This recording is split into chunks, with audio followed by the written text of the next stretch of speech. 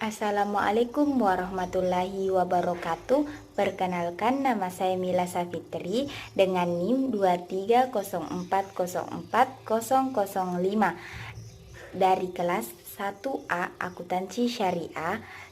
Di sini saya akan menjelaskan tentang sejarah pemikiran Islam Imam Abu Hanifah. Mengenal sosok Abu Hanifah. Imam Abu Hanifah memiliki nama asli An-Nu'man bin Tashim bin Zumadha. Riwayat lainnya menyebutkan An-Nu'man bin Tashim bin al-Marzaban. Imam Abu Hanifah lahir di Kufah pada tahun 80 Hijriah atau 650 Masehi. Wafat di Mahat beliau tahun 150 Hijriah atau 767 Masehi. Beliau lahir pada masa pemerintahan Abdullah bin Marwah, Daulah Umayyah, dan meninggal pada masa Khalifah Abu Ja'far al-Mansur, Daulah Abbasiyah. Kepribadian yang dimiliki Imam Abu Hanifah. Imam Abu Hanifah dikenal sebagai seorang yang bijaksana, sabar, dan memiliki ketekunan tinggi dalam mengajarkan pengetahuan agama. Kepribadiannya mencerminkan keseimbangan antara kebijaksanaan dan rasa ingin tahu yang mendalam terhadap ajaran Islam. Ia juga dihargai karena toleransinya terhadap perbedaan pendapat dalam konteks hukum Islam. Sila dari keluarga Imam Abu Hanifah. Ayah beliau keturunan dari bangsa pesiar Kabul, Afghanistan. Tetapi sebelum dia dilahirkan, ayahnya sudah pindah ke Kufah. Oleh karena itu, beliau bukan keturunan bangsa Arab asli, tetapi bangsa Ajam, bangsa selain bangsa Arab. Bapak Abu Hanifah dilahirkan dalam Islam. Bapaknya adalah seorang pedagang dan satu keturunan dengan saudara Rasulullah, manakala neneknya Zawta adalah hamba kepada suku Bani Tamim, sedangkan Ibu Hanifah tidak dikenal di kalangan ahli-ahli sejarah, tetapi bagaimanapun juga ia menghormati dan sangat taat kepada ibunya. Beliau pernah membawa ibunya ke majelis-majelis atau himpunan ilmu pengetahuan. Beliau pernah bertanya dalam suatu masalah atau tentang hukum bagaimana memenuhi panggilan ibu. Beliau berpendapat taat kepada kedua orang tua adalah suatu sebab mendapat petunjuk dan sebaliknya bisa membawa kesesatan.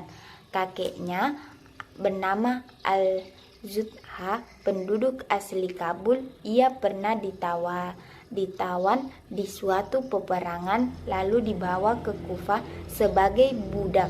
Setelah itu ia dibebaskan dalam menerima Islam sebagai agamanya.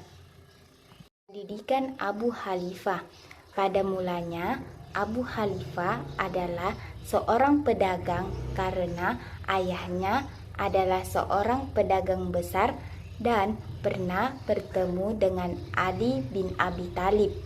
Pada waktu itu Abu Hanifah belum memutuskan perhatiannya kepada ilmu, turut berdagang di pasar, menjual kain sutra. Di samping berniaga, ia tekun menghafal Al-Quran dan amat gemar membacanya.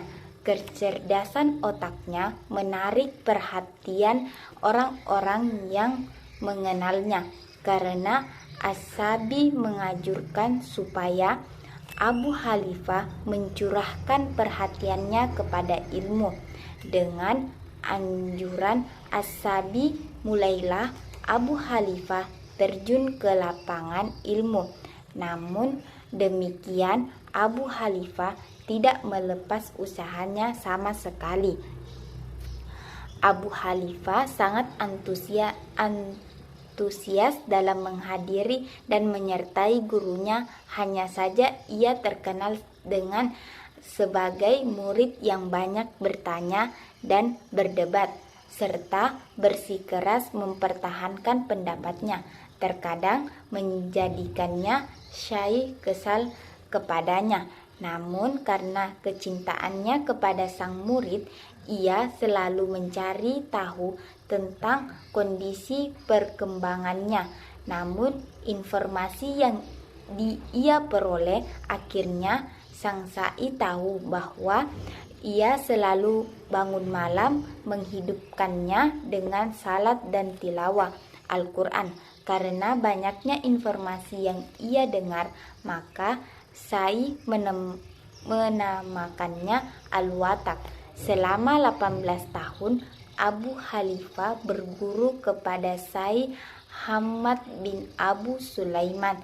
Saat itu ia masih 22 tahun. Karena telah dianggap cukup, ia mencari waktu yang tepat untuk bisa mandiri. Namun setiap kali mencoba lepas dari gurunya, ia merasakan bahwa ia masih membutuhkan bantuannya.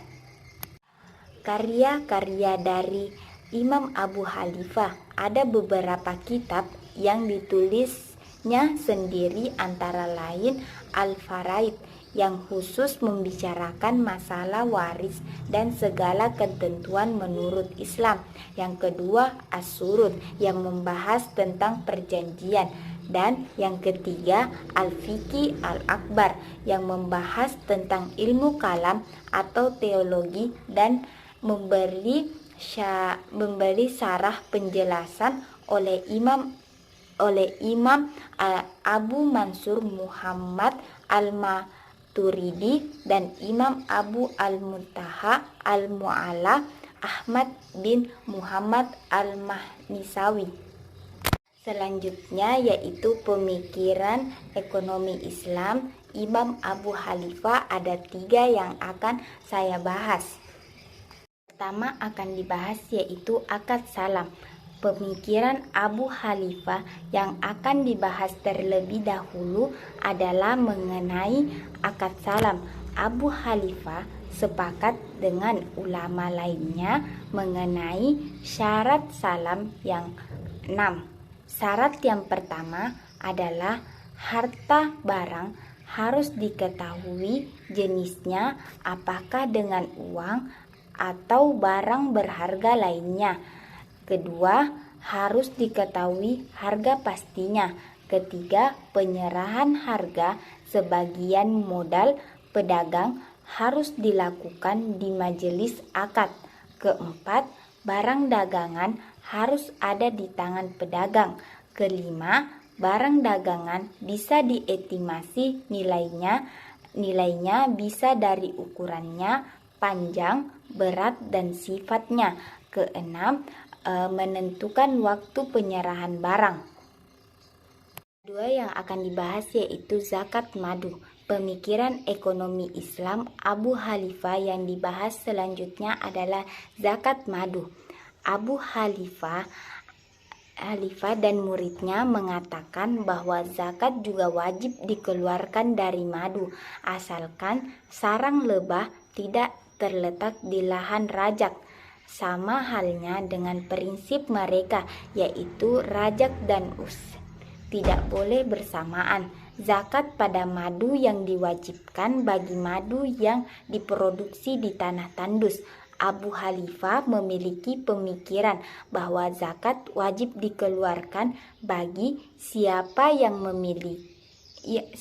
memiliki madu dengan midhar sama dengan midhar zakat, yaitu pertanian, yaitu 10/10. Sedangkan untuk nisab, Abu Khalifah mengatakan bahwa tidak ada nisab bagi zakat madu sebagaimana zakat hasil pertanian. Jadi sebanyak apapun madu yang dimiliki, zakat yang dikeluarkan tetaplah 1/10. Selanjutnya yaitu akad halawah. Pada bagian ini akan dibahas mengenai akad halawah dalam pandangan Imam Abu Hanifah. Halawah adalah pengalihan hutang doro satu orang ke orang lain. Contohnya, ketika A meminjam uang pada B, sedangkan B memiliki piutang di C, maka B boleh meminta A untuk menagih hutang ke C. Pengalihan hutang terjadi dari tangan B ke tangan C.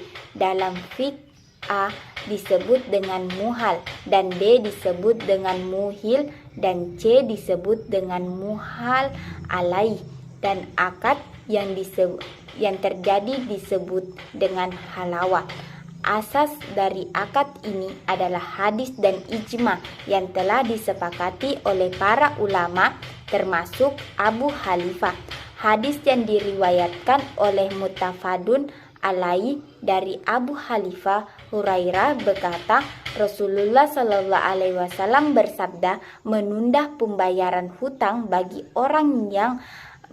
orang kaya adalah suatu kezaliman, dan jika dialihkan dari kamu kepada orang kaya, maka ia harus menerima penyerahan itu. Rukun halawah menurut Abu Hanifah adalah ijab dari muhil.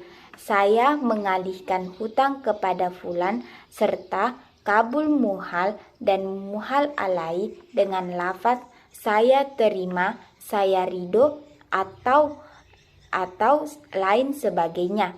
Sebab Abu Hanifah mewajibkan adanya ridho muhal dan muhal alaih adalah karena halawah merupakan muamalah dengan muhal alaih dengan mengalihkan kewajiban kepadanya. Halawah tidak bisa lengkap tanpa adanya ridho dari muhal alaih, karena jika ia tidak ridho, halawah tidak bisa terjadi. Sedangkan kewajibannya ridho muhal karena hutang yang dihalawahkan adalah haknya. Ia rela